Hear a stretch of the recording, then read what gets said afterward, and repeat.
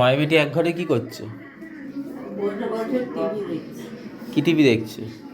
কি চীনেরা সব ফলের কিভাবে পাচ্ছে, কত কষ্ট করছে, কষ্ট সেই এগুলো এগুলো চায়নাদের সব মিথ্যে। আর না না ওইটা দেখছি না, দেখছি ফলগুলো, সব ওই ফলগুলো দেখছি। ইন্ডিয়ান দেখো, তুমি চায়নাদের দেখে ওদেরকে টাকা বাড়াচ্ছ কেন? ইন্ডিয়ান যারা করে তাদেরগুলো দেখো। চাইনিজদের কেন হেল্প করবো আমরা? আমরা ইন্ডিয়ান ব্লগ দেখবো, চাইনিজ ব্লগ কেন দেখবো?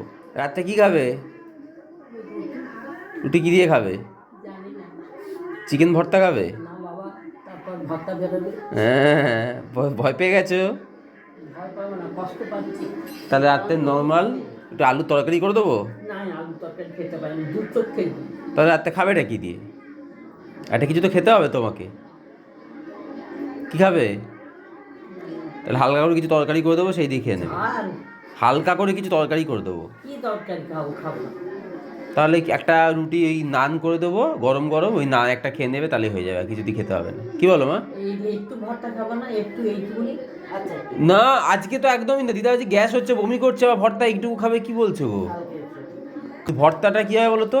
ওতে চিজ, তারপর তোমার ফ্রেশ ক্রিম, কাজু বার এইসব দিয়ে খেলেই রাত্রিবেলা, তারপর দেখবে মাঝরাতে হসপিটাল নিয়ে দৌড়াতে হবে।